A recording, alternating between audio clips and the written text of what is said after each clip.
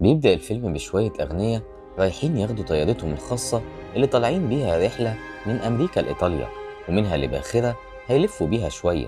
ومن ضمن الناس الأغنياء دول واحدة شعنونة شوية بس حلوة واسمها أمبر، وكانت متعصبة من جوزها توني. قال إيه علشان شايفة إن الباخرة اللي هو حجزها لهم مش قد المقام. ساعتها هو بيضحك على الكلام ده، وخصوصا إن الموضوع ده فكرتها هي مش فكرته. في الوقت ده بنتعرف على الشاب الطلياني جوسيبي اللي بيدخل الأصدقاء للأماكن اللي هيناموا فيها وبيرتاحوا فيها شوية، وبالليل بيقعدوا يخططوا للي هيعملوه بعد كده. وبتقول لهم صديقتهم البولندية ديبي على جزر مهجورة ممكن يزوروها. وهنا بيقطعهم توني جوز أمبر، وساعتها الكل بيضحك عليه بالطقم الكراهات اللي دخل عليهم بيه. تاني يوم بينزلوا البحر ما عدا الشعنونة أمبر، واللي ركبت مركب صغير وهي ماسكة شمسية، ولا كأنها اتفاجئت إن البلد دي فيها شمس. ساعتها جوسبي بيحاول يقول لها ترمي الشمسية، وكمان توني جوزها بيحاول يخليها تنزل تعوم معاهم، لكنها مش بتوافق وشكلها خلاص طالبة معاها نكد السفرية دي. وبتفضل مقضياها رياضة وتريد ميل لحد ما نفسها بيتقطع، وكمان مشغلة جوسبي عندها وهو مش طايقها بسبب طلباتها الكتير. وحتى لما بيحاول ينفذ اللي بتطلبه علشان يريح دماغه، هي بتفضل تستفزه بأسلوبها المتكبر، وشوية تقول له المية مش ساقعة ليه والقهوة مش سخنة ليه وحاجات من النوع ده. لحد ما الراجل بيطلع من هدومه وبيقول لقائد السفينة إنه عايز ينسحب من الليلة دي، فالقائد بيقول له يصبر لحد ما يوصلوا وبعدين ينسحب براحته. وتاني يوم بيقعدوا ياكلوا، وكالعادة أمبر بتفضل تضايق في جوسبي وبتقوله إن السمك طعمه زي وشه ومحتاج يتسخن. ساعتها جوسبي مش بيمسك نفسه زي كل مرة، وبيمسك طبق الأكل يحميها بيه، وكمان بيمسكها شخصيا وبيحدفها في المية. يلا بقى ما خلاص خربانة خربانة. لكن يا خسارة كل ده بيطلع تخيل في دماغ جوسبي اللي ما قدرش يفتح بقه مع أمبر في الواقع، واكتفى بإنه يرجع يسخن السمك من تاني زي ما طلبت منه. لكن ساعتها القائد بيطلب منه يرمي السمك ويطبخ لهم من أول وجديد. ولما جوسبي بيقول له بأمارة إيه يعني، بيقول له القائد بأمارة إنهم أغنياء وإنت ولا حاجة بالنسبة لهم. وبيخرج يعتذر لهم بنفسه وبيقول لهم إن جوسبي بيطبخ من جديد. ورغم إن الراجل كان كله ذوق، إلا إن أمبر بتفضل مكملة في أسلوبها المتكبر والرزل معاه زيه زي غيره. فين وفين لما بتسكت شوية علشان تاكل، لكن بعدها بترجع تاني ترمي كلام زي السم لجوسبي، لدرجة إنها بتخليه يغير التيشيرت اللي كان لابسه لأنها شايفة إنه ما يليقش غير بعيل في ابتدائي. فبيسمع جوسبي الكلام وهو متضايق، ومش بيهديه غير القائد اللي حاسس بيه. وتاني يوم بتصحى أمبر متأخرة، وبتلاقي شوية من أصحابها راحوا كهف بعيد وسط المية، فبضخامتها المعهودة بتطلب منهم يوصلوها هناك علشان اشمعنى هي وكلام من ده. وقتها جوسبي بياخد مركب صغير يوصلها بيه، لكن من حظهم إن الموتور بيعطل، وشكله زهق شخصيا من أمبر وأسلوبها البايخ. حتى لما بيحاول جوسبي إنه يصلحه بيفشل، والنتيجة إن الاتنين بيقعدوا لحد لما الدنيا بتليل في المركب وهم مش عارفين يتصرفوا.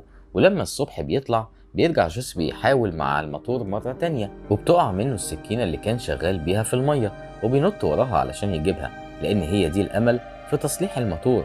في اللحظة دي بتصحى أمبر بتلاقي نفسها لوحدها. طبعا بيركبها 100 عفريت وقتها من الخضة، لأنها بتحس إنها هتحتاس لوحدها وسط المية، لحد ما جوسبي بيظهر ومعاها السكينة، وكمان بيكون جايب لها سمكة صغيرة تتسلى بيها بدل ما تموت من الجوع. أصيل يا جوسبي يا ابني والله. لكن للأسف هي بترميها بكل برود، فبيتعصب عليها لأنه يا عيني كان بقاله ساعة بيحاول يطلع بيها. وسط الخناقة دي بتشوف أمبر فجأة مركب ماشي بعيد، فبتاخد مسدس الإنقاذ اللي مع جوسبي علشان تضرب بيه رصاصة يمكن تلفت نظر المركب. وقتها بيتجنن جوسبي عليها لأن المسدس مفهوش إلا رصاصة واحدة ولازم يستخدموها بحرص. ونتيجة الخناقة دي إن أمبر بتضرب الرصاصة في المية، وبيقضوا سوا ليلة كمان وسط المية والمطر والعواصف. وتاني يوم بتفوق أمبر على جزيرة معزولة قصادها، فعلى طول بتصحي جوسبي علشان يروحوا هناك. ومش بيكدب الراجل خبر الحقيقة، وبيروح بيها على الجزيرة اللي بتطلع مهجورة تماما. فأمبر بتخاف وبتطلب منه يرجعوا المية تاني، وساعتها بيقولها جوسبي لا ارجعي انتي بقى. وبيقرر يفضل على الجزيرة حتى لو ما فيهاش حد، وكمان بيبدأ يصنع أدوات يصطاد بيها. أما أمبر فبتدوخ يا عيني السبع دخات علشان جعانة وعطشانة، وكل اللي بتلاقيه على الجزيرة حشرات استحالة تفكر تاكلها طبعا. بعدها بتشوف جوسبي وهو بيشرب مية وعايش حياته، وكمان نازل البحر يمكن يصطاد حاجة، فبتستغل الفرصة وبتشرب من المية النظيفة اللي معاه. ساعتها جوسبي بيرجع من رحلة الصيد بتاعته مصدوم، وبيقرر ياخد حقه منها بإنه يخليها هي اللي تخدم عليه مش العكس، وإلا مش هيديها من السمك اللي اصطاده بتعبه ومجهوده. مش كده وبس، ده بيخليها تغسله لبسه كمان وهو قاعد يا مولاي كما خلقتني مستني. وبعد ما بتخلص شغلها بياخد حاجته وبيدخل الكوخ، ومش بيرضى يخليها تدخل معاه وبيسيبها تنام بره على الأرض بعد ما بيخوفها وبيقول لها إن الجزيرة فيها حيوانات مفترسة، وهي طبعا بتصدق من غلبها. وتاني يوم بيصحى زي الباشا وبيقول لها إنه هيروح يصطاد، وهي هتفضل هنا تنظف في الكوخ بتاعه على ما يرجع. وفي المرة اللي بعدها بياخدها معاه رحلة الصيد علشان تساعده، لكن للأسف النتيجة إنها بتصعب مهمته مش بتسهلها، لأنها مش متعودة تعمل أي مجهود، لدرجة إنها بتغلبه علشان تشوي السمك اللي قدر يصطاده، وبتفضل تتعامل معاه بأسلوبها المستفز لغاية ما بيخليها تبوس إيده علشان يسامحها. وكمان بيبدأ يعودها تشوي الأكل وتجيب الحطب والكلام ده، وبيسوق فيها شوية وبيأمرها ترقص له وهي بتوافق. وساعتها الخيال بيسرح بيه زيادة لدرجة إنه بيتخيلها بترقص وتغني في حفلة كبيرة، وفين وفين لما بيفوق من أوهامه وبيفتكر إنه على جزيرة مهجورة، فبيتجنن على الآخر وبيبدأ يطلب منها تقلع هدومها وخليكي فريش إحنا في رحلة. وساعتها هي بتقاومه وبتضربه، لكن واضح كده إنها خلاص هربت منه على الآخر، فبيفضل مكمل معاها وهي بتقاومه لحد ما بيزهق وبيسيبها وبيمشي، وبيقولها ما ترجعش تاني الكوخ إلا لو وافقت تسلمه نفسها. وده اللي بيحصل فعلا، وبكده بيحقق جوزيبي اللي كان عايزه. بعدها بتكمل أمبر شغلها اللي اتعودت عليه، لكن فجأة بتشوف من بعيد سفينة وبتحاول تنادي عليها، لكن للأسف محدش بيسمعها. ولما بتقعد بالليل بتبدأ تقرب من جوزيبي وهي متضايقة من فرق السن بينهم. ولما الدنيا بتمطر بيحاولوا يتعاونوا علشان الكوخ ما يغرقش. وتاني يوم بيصحى جوزيبي بيلاقي أمبر جايباله هدية على مقاسم كده، عبارة عن أخطبوط قدرت تصطاده لوحدها بالرمح بتاعه. واضح كده إنها خلاص بقت محترفة صيد. ساعتها بيقولها جوزيبي إن دي شغلته هو، وإن المطلوب منها الطبخ والتنظيف وبس. بعدها بتبدأ العلاقة بين الاتنين تتغير، واضح كده إنهم حبوا بعض بجد.